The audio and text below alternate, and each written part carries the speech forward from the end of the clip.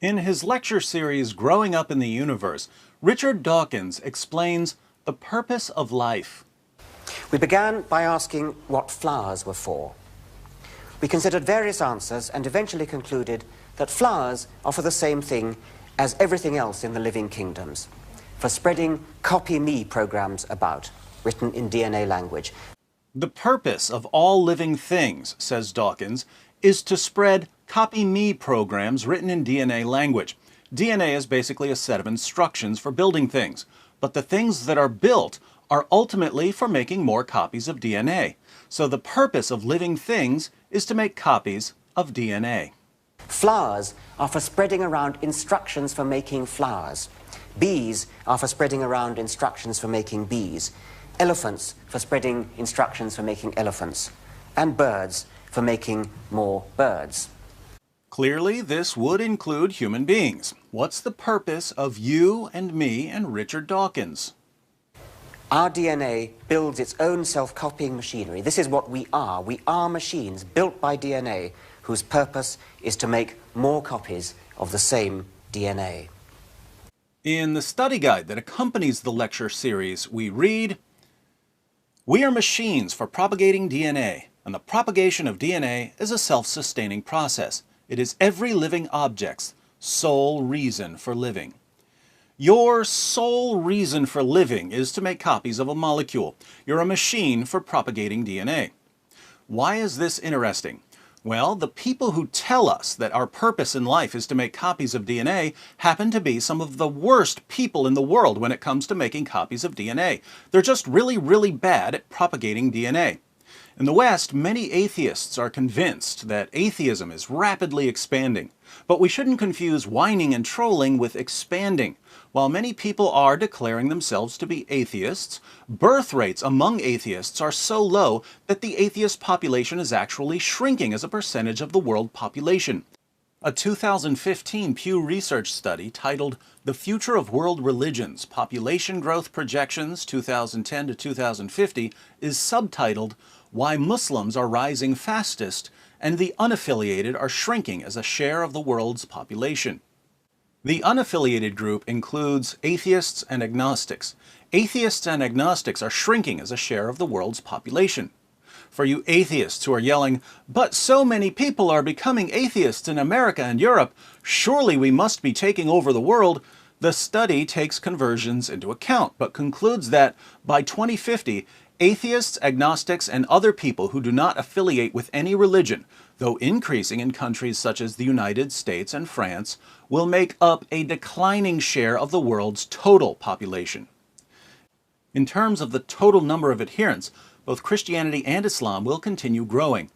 But notice that the number of Muslims is growing even more rapidly. When considered as a percentage of the world's population, Christianity is expected to stay roughly the same, while Islam is expected to increase significantly. What about atheists and agnostics? Well, the number of unaffiliated will increase slightly from 1.13 billion to 1.23 billion, but that growth rate is much slower than the growth rate of several other groups. The result is that, as a percentage of the world's population, atheism and agnosticism are declining. Why are they declining? Low birth rates. The fertility rate of the unaffiliated is just 1.7, while the fertility rate among Muslims is 3.1. In Dawkinsian terms, atheists and agnostics are poor propagators of DNA. As a group, Muslims are the best propagators of DNA. If you'd like a quick comparison, Richard Dawkins, Sam Harris, Daniel Dennett, Christopher Hitchens, Neil deGrasse Tyson, Stephen Hawking, Michael Shermer, Lawrence Krauss, and Bill Nye the Science Guy combined have produced fewer children than Osama bin Laden. Now, remind me, what's the purpose of human beings, according to Richard Dawkins? This is what we are. We are machines built by DNA whose purpose is to make more copies of the same DNA. So if Islam leads to increased production of DNA, it's clear that Islam helps human beings fulfill their sole purpose in life. Atheism, by contrast, is detrimental to human purpose. Apart from contracting some sort of debilitating disease, nothing keeps human beings from fulfilling their purpose, like becoming an atheist. Not according to me, according to Richard Dawkins. This realization leads to what we'll call the Dawkins dilemma. On one horn, if our purpose is to propagate DNA, then atheism is an obstacle, an impediment, a hindrance, a stumbling block. Atheism should therefore be rejected for its harmful impact on humanity. Here atheists will cry, "But atheism is true!" Sorry, but DNA doesn't care about what's true. The only criterion here is getting more copies of a molecule into the next generation, and atheism fails miserably at this task. This means that atheists like Richard Dawkins should abandon atheism and convert to Islam, an ideology that makes DNA's wildest dreams come true.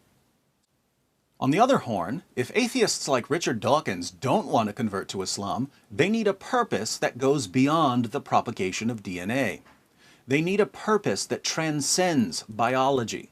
They need a purpose that just isn't available on atheism. Hence, if Dawkins doesn't want to convert to Islam, he needs to reject atheism for failing to provide a purpose higher than the biological. So Dawkins can either reject atheism and convert to Islam because Islam, unlike atheism, helps him fulfill his purpose as a human being, or he can reject atheism because it doesn't provide a purpose beyond propagating DNA, and a purpose that goes beyond propagating DNA is required to avoid the first horn. Either way, atheism must be abandoned. Now, for you Muslims who are watching, cheering when I say that Islam is growing rapidly, you should click on this video to see why Islam is growing rapidly. Here's a hint. Due to the poor treatment of women in Islam, many Muslim women have little to do in life besides making babies, and this leads to high birth rates among Muslims, thus the growth of Islam. Since DNA doesn't care how Muslim men treat their wives, so long as the DNA molecule is replicated, Islam's poor treatment of women ends up making it the ultimate ideology for propagating DNA. Thus, the absurdity of Dawkins claiming that our sole purpose in life is to propagate DNA, while condemning ideologies that promote our sole purpose.